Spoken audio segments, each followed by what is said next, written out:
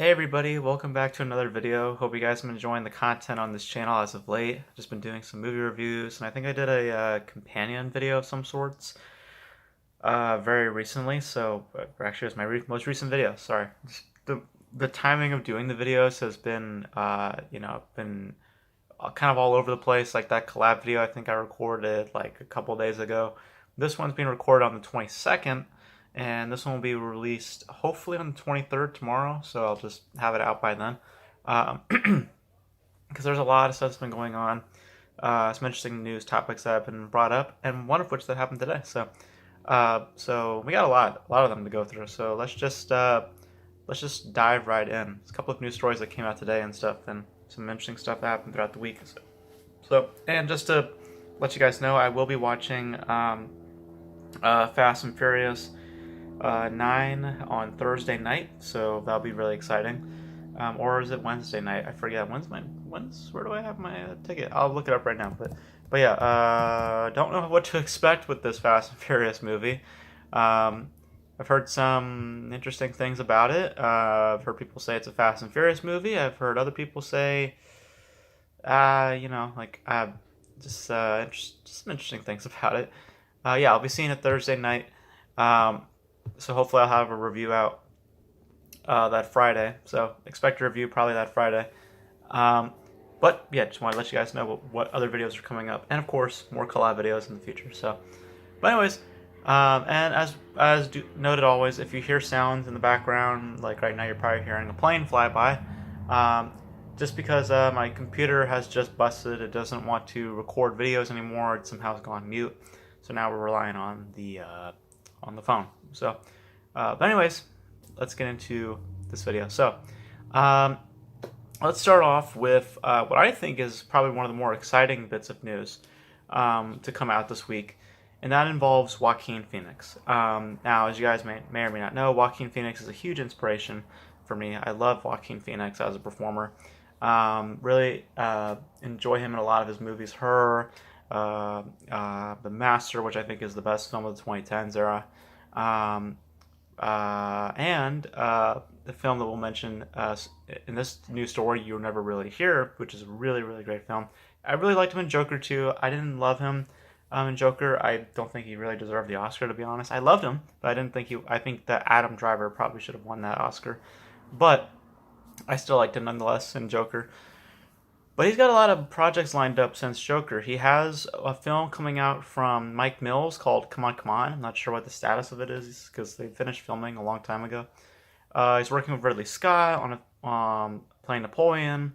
And then he's gearing up right now to work for Ari Aster in Disappointment Boulevard. There was some casting news that came out about that just today. And they're gearing up to start shooting pretty soon. So that's exciting. But of all the projects that he has lined up, this to me is the one I'm most excited for, and that is that he and his girlfriend or whatever, Rooney Mara, who also is a solid performer, are both going to be starring in Lynne Ramsay's next film. Collider have put out the story and said Joaquin Phoenix and Rooney Mara are attached to star in Polaris, the next feature from acclaimed writer and director Lynne Ramsay. The filmmaker revealed the news in an interview with El Español via the film stage while attending the Valencia International Film Festival to collect the Luna de Valencia Award, which will mark her second movie out with Phoenix after 2017's psychological thriller You Were Never Really Here. Yeah, the collaboration between Joaquin Phoenix and Lynne Ramsay was just great. I mean, I loved You're Never Really Here. I really I've watched clips from it like from time to time just because the technical efforts and just from Joaquin Phoenix's performance, it really really inspires me, and I really really admire that film a lot. I have not seen Lynne Ramsay's other work. We need to talk about Kevin. I haven't talked about that one, or I haven't seen that one. Sorry, but I really want to. But You Were Never Really Here was really good. I really enjoyed it. I love the technical efforts, and I love the style. I love more importantly the atmosphere of it. So yeah, I'm really really excited to see them pairing up again to work on another project. And of course, Rooney Mara is a solid performer, so I'm very, very excited to see what she brings to the project. Um, and just in general, I like this. This is like, I'm excited for him to be working with Ridley Scott, and also Ari Aster. That's me is great. I'm very like of the projects I'm most excited for him to do. This is the one I'm most excited for. But if this didn't exist, Disappointment Boulevard would be something that I'm really, really excited to see. But Lynne Ramsay's next movie with Joaquin Phoenix starring in it, I can't help but get more excited for that. But I'm definitely excited for Ari Aster's next movie and for Joaquin Phoenix to be starring in it. That will be very exciting to see. But I think this is really, really great news, and I'm really excited to see set photos and just really excited to see what they do with it because I really liked You Never Really Here. I really thought it was a really, really good movie. Very sorry, just life just got in the way for a minute. Let's get back into the video. Okay, so where were we? So we talked about Joaquin Phoenix. Let's talk about The Flash now. So The Flash is been filming for a little bit now. They've got some set photos out now, revealing Michael Keaton, of course, as Bruce Wayne, Ezra Miller, of course, as The Flash. But most notably, we got set photos revealing Supergirl, played by Sasha Call, in the costume, or at least just a just a padded suit or whatever. Just because we've seen these types of photos before, it's not the final product. Obviously, they're going to go through the VFX and color grade it, and obviously adding the cape and all that stuff. But just in the face value of how the costume looks, I'm going to bring it up on my computer just so I can give some more details on it, or some more thoughts on it. I'll say this: I saw the the surprise interview, or the surprise thing when Sasha Call got the gig, and how she reacted, and just getting familiar with who she is a little bit, just from social media and stuff. She seems like a charming little person, and I like her personality for Supergirl. I'll put it that way. So then the set photos came out, which I'm for some reason having a hard time getting. Here we go. There we go. So then set photos came out, and I have to say it doesn't look bad. It doesn't look bad. I do think the red is too much. They put a little bit of too much red on the costume. I would have liked for a little bit more blue. Maybe have some red edges, but not have the whole shoulder area be so red. Again, though, it could just be they could obviously change the color grading and all that stuff. Maybe the red's not too pronounced in the final product and stuff. And again, it's just a set photo, so maybe everything will change later on. But I do like her within the costume. I think she fits the idea of what they're going for. And I like I just like the change of pace, because we have a familiar look for Supergirl. We've seen the Supergirl TV show and some through the comics and other iterations of Supergirl. I'm glad that we're getting a different look at Supergirl, a different idea for Supergirl. And I don't mind it. It doesn't look too bad. I mean, I probably would have done away with all the red, but or tone down the red a little bit, the red details, but it doesn't look bad. I mean, it really doesn't. What I'm most excited for, honestly, was seeing Michael Keaton. I've been hearing that he actually has a bigger role in the film, which would be awesome. I would love to see more Michael Keaton's Batman, but that's to be seen. But I think the Supergirl costume looks good. I mean, I don't think it looks great. Again, we have to wait till the final film comes out to see how it truly looks. Even the producer, I think, went online and said, hey, that's just a set photo, guys. It's not the final thing. So yeah, it's interesting. And I think that it looks interesting to say. I mean, it looks promising, I guess. I mean, I can't really judge too hard on a costume based on a set photo. I mean, it really is kind of hard to give some real good thoughts on it. So if it seems kind of scattered, that's just because I don't know how to give a proper, I could just tell you from the set photos it looks okay, but I know that it is not the final product. So I mean, it's kind of hard for me to just judge it. But All I can say is that if it has all that red, then it's going to be a little distracting for me. But if they do tone down the red a little bit, maybe make the red a little bit darker in the final product, then I think that there might be some legitimacy with that. But it looks okay for basically. It looks okay. We'll see more set photos in time. So, and we'll see if Michael Keaton actually has a bigger role. I'm excited to see that. So, speaking of filming, we've been talking. We talked a little bit ago.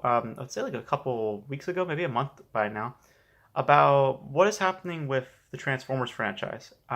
We've been hearing about some directions that the Transformers franchise has been going, and well, we actually now have confirmation on what's been going on with all the shakeup with Transformers and stuff. It broke today, and that is that they're actually moving forward with Transformers 7. Stephen Cable Jr.'s Transformers. That's the one that they're moving forward with, the one that's starring Anthony Ramos. And they have actually announced a title and that the movie has already begun filming. So the movie will be called Transformers Rise of the Beast. And they already are filming right now, and the film is expected to be released sometime in 2022. And according to Screen Rant, the film will be set in 1994 in Brooklyn after the events of Bumblebee, but before Michael Bay's series of films. So it's still within continuity. They're not announcing a reboot, which I feel like at this point they should. So they're still staying within continuity. And also there's some reports out there that Optimus Prime will be the main robot character.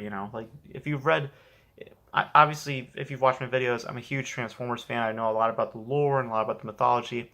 So they could obviously use a different character. And the actual storyline of Beast Wars, because that's basically what they're doing for Transformers 7 is Beast Wars with the announcement of that title. It's going to be a very, very different iteration of Beast Wars, because Beast Wars was set in a completely different era. It was not set in the 90s. But it'll be interesting to see what they do. I feel like we're going to get don't tell me we're going to do like Jurassic Park, like don't do Jurassic Park but with Transformers. I want there to be some, like I don't know if you guys remember the leaks like a few months back where it was like they might be doing like a heist type situation, which I think that'd be kind of neat. But nevertheless, though, we are getting Beast Wars. That's been revealed through the title, and if Optimus Prime is going to be the main robot character, that seems kind of weird. I mean, obviously, I assume since it's after Bumblebee, he's going to look the classic Prime look that he had in Bumblebee. Does that mean that Bumblebee will also be in the movie too? Like, there's some questions that I have. Like, Haley Steinfeld, will she be in the film? Like, there's a lot of questions that I have going into this. But it's interesting to know that they are moving forward with the franchise in keeping it in continuity. That's kind of the big thing that I took away from it, is that it's still in continuity. They're not announcing a reboot of any kind, even though it is obvious that they are kind of doing a reboot. Bumblebee is basically a reboot.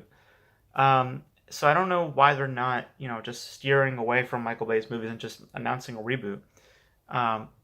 But I guess they still want to maintain continuity for some reason.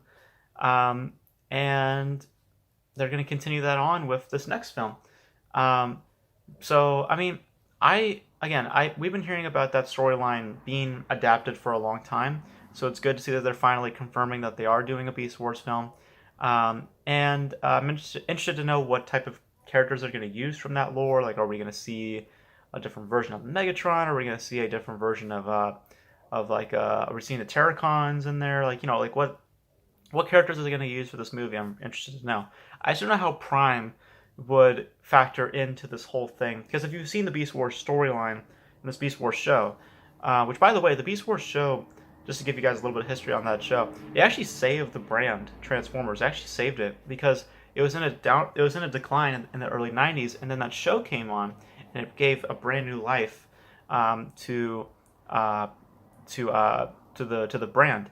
So, and if you read the reports from Paramount, it sounds like they're in a similar dilemma where they feel like, well, we've seen bots and cons fighting each other, so we need to change up a little bit. So now they're going to be revisiting the Beast Wars storyline for this next installment. And we'll see how that benefits them or not. But yeah, this all sounds interesting. I just hope it's not Jurassic Park. Like, I hope it's not just Jurassic Park with robots. I hope that they actually do something fun with it, like similar to the leaks that we heard a couple of months back. Um, but but yeah, they're starting filming. We'll probably see some set photos soon. And curious to know if Prime will be in this film or not. I've been hearing mixed reports, but if he is, I'm interested to see how his inclusion is within the movie, and if he interacts with Anthony Ramos or anything like that. I don't know. It's gonna be interesting. Or if it's a brand new character in general for this movie. Who knows? Who knows? But but yes, they are doing another Transformers film, and it is filming right now. So there you go. Transformers 7 is filming. So we'll see some set photos probably very, very soon. So, all right. Next story we got to talk about is we actually have a trailer that I want to talk about real quick for a movie called Titane. I think it's called Titane or Titan. I'm not sure. Titan. I'm not sure. I don't know. It stars Vincent Linder and is directed by Julia Ducournau. Don't know how to say her name. She's the director of Raw. um, if you guys remember Raw, I saw bits of Raw and it was, yeah, it was quite graphic, and disturbing in all the right ways. They put out their She put out her first trailer for this movie. I think it's coming out in Cannes or something. I forget what film festival it's coming out in. It doesn't have a release date yet, but I have not seen all of Raw yet. I was quite pretty nerved, and kept uneasy from the footage that I saw from Raw. But this looks really promising. Titan, it looks really promising. I have no idea what's going on, but I kind of love that. Also, that I have no idea what's going on. But it looks interesting though. I like visually, it looks interesting. I like the vibe that I'm getting from the trailer. This very off-putted feeling, yet this underbelly of disturbance. Um, but yeah, it looks interesting. I'm curious to know how it does and all this stuff. And I will definitely watch Raw sometime because I've heard things about it, and just from the footage that I've seen, it looked interesting and quite disturbing. Um, but but yeah, this looks promising. It looks pretty promising just from the footage that I saw. So I just wanted to mention that trailer. It just looked fairly interesting. So all right, now let's get into the main story of the week. This is the big story that happened this week, and that is involving Steven Spielberg. Steven Spielberg has signed a partnership deal with Netflix. The story comes out from Deadline, which says the following. The Netflix deal will coexist side by side with the ones Spielberg and Amblin have at Universal Pictures. Neither will have first shot at Amblin properties. Spielberg will make some films for Universal and others to be made for Netflix. The expectation is that Amblin will generate multiple films per year for Netflix, which has a I can't pronounce that, which has an appetite for content and releases a new film per week. That's the Deadline article. And then Spielberg had a statement through the Deadline article which says the following. This is Spielberg talking. At Amblin, storytelling will forever be at the center of everything we do. And from the minute Ted and I started discussing a partnership, it was abundantly clear that we had an amazing opportunity to tell new stories together and reach audiences in new ways.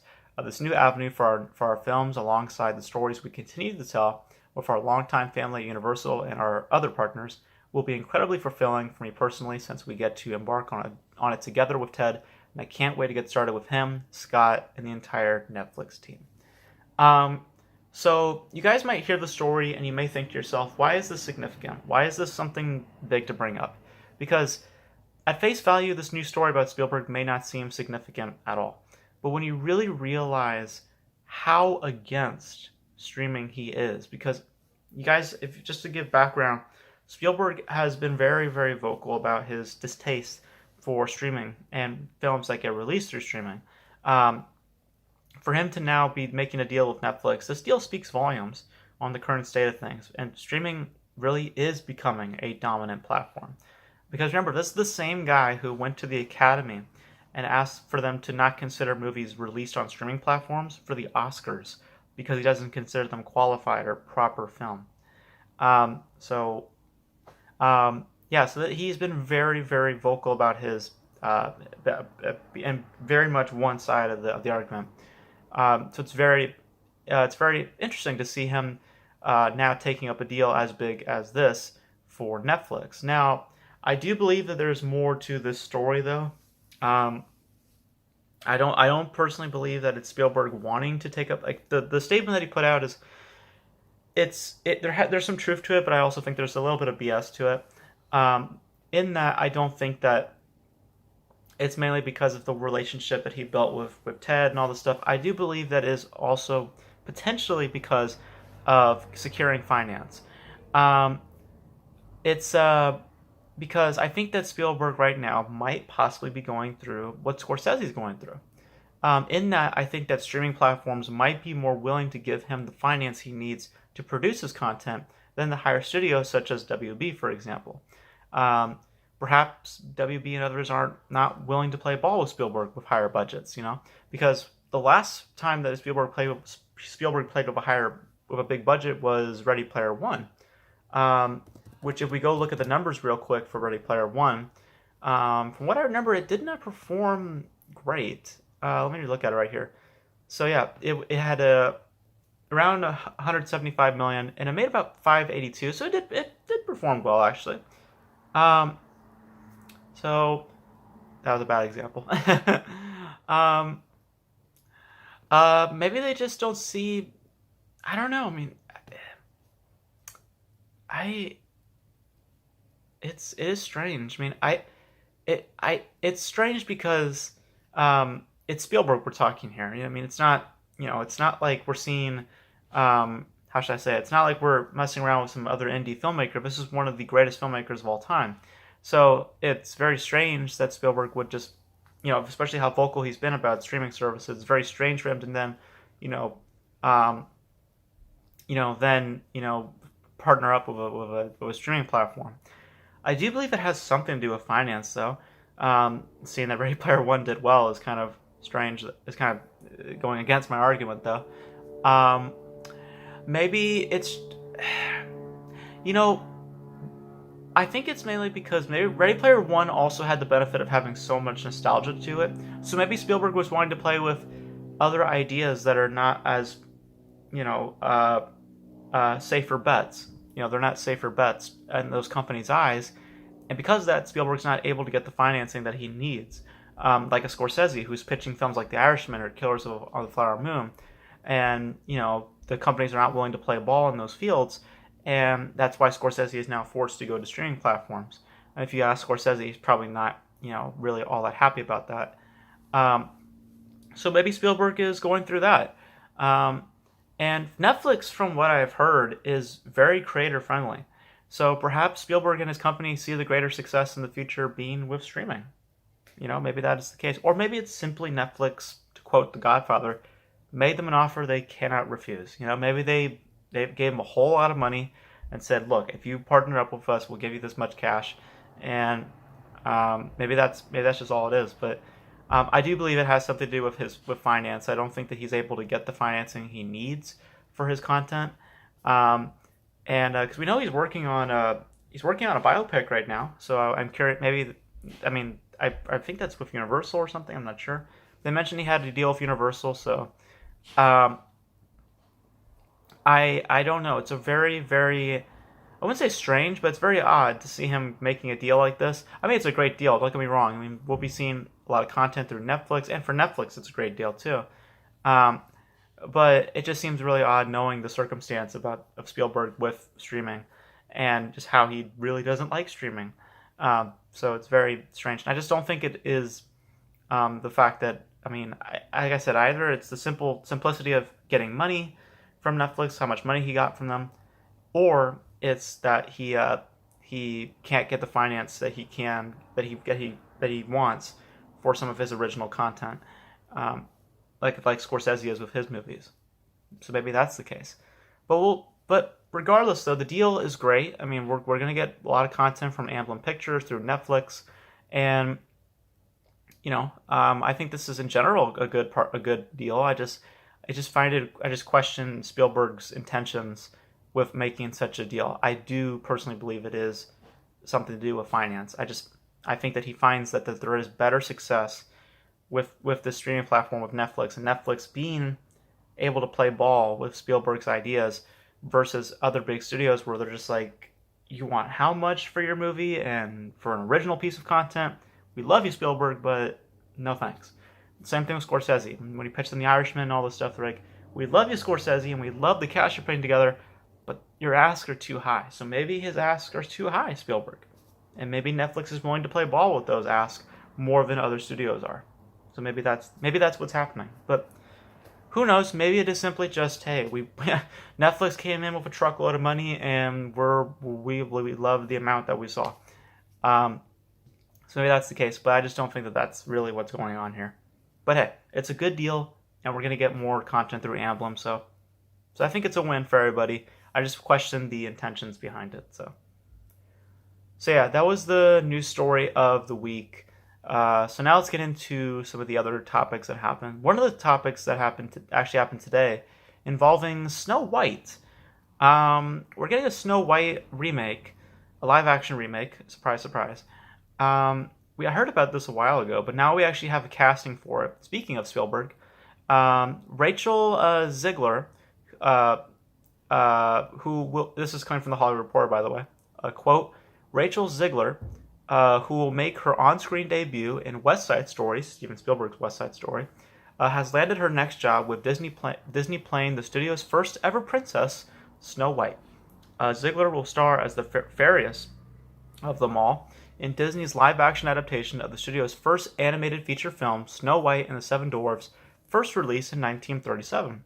Mark Webb will direct the feature, which is described as a new take on the classic, which follows a princess that is fed a poisonous apple by her stepmother, the queen, and then falls into a deep sleep that can be broken only by a kiss from the prince. The Greatest Showman and Dear Evan Hansen team up, Benjamin Pasky and Justin Paul, will write new songs for the movie. The original soundtrack included songs of Hey Ho, Someday My Prince Will Come, and Whistle While You Work. The film is expected to go into production in 2022.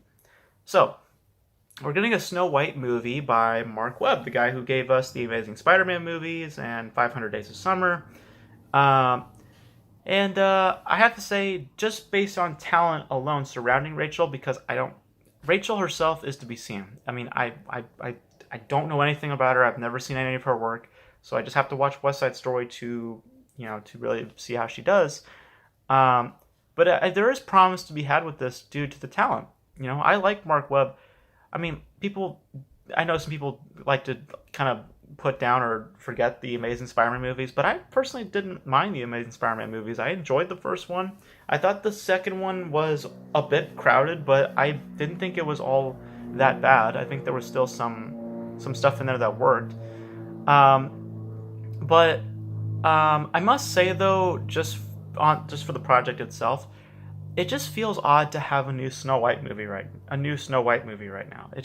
Maybe it's just because of the abundance of live action treatments, but this just feels a bit unnecessary. But hopefully it'll prove me wrong. I mean, maybe I'm starting to feel the fatigue of all these live action treatments, but it just seems odd to have a Snow White movie right now.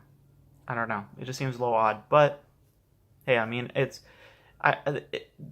this is what Disney's been doing for years, so I mean, I should have expected a Snow White movie at some point, but it just seems kind of odd, I guess. I don't know. It seems kind of odd, but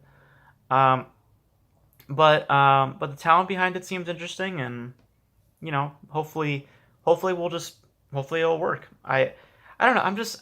If I seem kind of meh about it, I don't know really how to react to it. I mean, I enjoy Snow White, but I don't know how to feel about them doing a live action treatment on Snow White, or I don't know. I just feel kind of just like, okay, sure, whatever. But I don't know. I don't know. I don't know. I'm kind of like meh on the story. I'm like, okay, cool, we're getting a Snow White movie, but it just seems kind of odd that we're doing a Snow White live action. Just because maybe just the abundance of live action treatments. I don't know. But hopefully I'll be proved wrong and maybe it'll turn out to be good. There have been some good live action treatments like Pete's Dragon, The Jungle Book.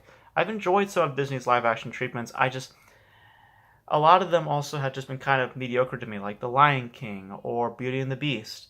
Um, so I hope or like Mulan. Um, it's just I hope I'm proven wrong. I hope I'm proven wrong, but I'm just kind of meh on the story, to be honest with you. So, all right, two more stories for today involving comic book news, actually. One of which involves Shazam 2. Shazam 2 has been filming for a little bit. We got some photos revealing Helen Mirren as the villain. And we also got a photo of the Shazam family from David F. Sandberg on Instagram, showing off their new costumes. Um, and I like the designs of the new costumes a lot more. How should I say? A lot more. How should I say it? Like, because the other ones looked a bit stuffy, a bit not bulky, but they just didn't. They looked kind of out of place for the actors. So this one, the new ones look a lot more slimmed down. They look a lot more proper, um, and I'm digging it. I'm digging it. I like the look of the costume, of the costumes, and apparently, what's her name? I'm trying to remember. I think it's Megan Good. I'm trying to remember who it is, but she is apparently playing both the young and older version of her character, just with some minor makeup changes, which is interesting. I don't know how that will work in the film. Hopefully, it will be distinct. Hopefully, we don't go. Hopefully, we don't react. Hopefully, we don't react like, "Hey, You're the young person. I know you're playing the older version." Hopefully, there's distinct changes. But I dig the costumes. A lot more slimmed down, a lot more slick, a lot more stylish. So I'm digging it. I dig these costumes. They look pretty good. And I'm pretty sure that we'll also have this whole family be given their time too, hopefully. We'll get to see these adult versions play out more and given more screen time. But yeah, I'm digging the costumes, and I enjoyed Shazam. It was one of my favorite DC movies as of late. So I'm very much looking forward to Shazam 2. And these costumes look good. I'm digging the look of the costumes. And Helen Mirren's costume looks, again, it's set photos, like the Supergirl thing. I can't, maybe it'll look better later on. And hell, maybe these Shazam 2 costumes will look better too. But just based on photos, looks okay, Helen Mirren's costume. But hopefully in time it'll look better. But just based on what I'm seeing, the Shazam 2 costumes of the Shazam family, looking pretty good. I'm digging the costumes. They look good. So, all right, and the last story up for today is an interesting story that came out from Slash Film involving the Marvel Cinematic Universe. As we all know, Black Widow is coming out pretty soon here, I think in like 2 weeks or so. And Kevin Feige had an interesting comment to be made about prequels, possibly, for other Marvel characters. He said the following. He said, "Certainly this film and this story is a particular case for Natasha, but the notion of exploring the past, present, and future of the MCU is certainly in the cards for all of our characters. This particular story of this particular cast is very personal, very specific to Natasha." So with that quote, a lot of people were running around saying like, "Oh, we might get more MCU prequel films of other characters." The statement is extremely vague.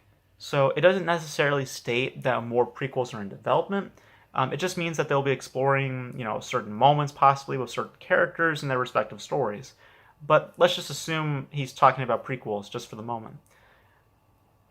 To be honest, we don't really need prequels for anyone. I mean, it just doesn't have much sense to make one. Everyone's story is pretty much told throughout the series. I mean, Black Widow really feels to be the only one needing a backstory or a prequel because she has a lot of interesting stories for her character that benefit a prequel and such. Characters it's hard like people mentioning like Thanos, but I'm like, we kind of already know Thanos' story based on Infinity War. I don't need to see a movie of how he becomes Thanos. I don't need that. Or people are like saying like Winter Soldier. I'm like, we've already seen a lot of Winter Soldier story throughout the movies. So I don't think we necessarily need any prequels for any of these characters. Black Widow feels like the only one who really needs it because again, she has a lot of story that was not told, and actually, there's a section of her story that is definitely worth exploring. The other ones have just been kind of been told on screen fully, and I don't really think we need to explore further with those other characters. Um, so I don't personally think we need more prequels, but it sounds like we might be getting some prequels in the future, possibly. Again, the statement's extremely vague, so we don't know if that's entailing more prequels in the future. But if we are, I mean, I'm game for it, but at the same time, I feel like it's kind of like we don't really need it right now. We don't really need prequel films. Um, for any other characters, really, Black Widow is she really is the only person I think really needs a prequel because everyone else is like we've seen their stories. We've seen their stories play out. We've been told their stories. We don't really necessarily need to see those stories be played out in prequels. Like I would say the one that really could possibly have one is Bucky because I think there's a lot of interesting story threads that Bucky has. During his time as the Winter Soldier, I think that'd be an interesting time to explore. But then again, we've already seen that throughout the MCU. We've seen plenty of flashbacks and we've heard many things about his past. So I don't necessarily need to see all that. Um, but I mean, like that's really all I can think of. Everyone else, I feel like, has been given their due in the MCU. So, but Black Widow really does feel like the only person that needs a backstory or a prequel. So that's just me. But you guys, let me know what prequels do you think the MCU can possibly tackle. Maybe there's some characters that I'm not thinking of that maybe could benefit from a prequel. So you guys, let me know. Um, but that's pretty much it for this video, guys. We talked about a lot of stuff. We talked about Spielberg. We talked about Transformers. We talked about Snow White. Lots of stuff. You guys, let me know your thoughts on all this stuff. Let me know your thoughts on just each and every one of this stuff and how you guys feel about it. And my next video will probably be the Fast and Furious review, so you guys check that out. And other than that, that's pretty much it for this video, guys. Hope you guys enjoyed it. If you guys want any more content on this channel, like I said, maybe some trailer reactions or some just topic type videos, let me know in the comment section below. And that's pretty much it for this video, guys. Hope you guys enjoyed this video. Make sure to always be wearing your mask, or if you're vaccinated, just keep your social distance and all that stuff. Stay safe, stay protected, stay distant, wash your hands all the time. And we'll get through this together, guys. And also enjoy your summer.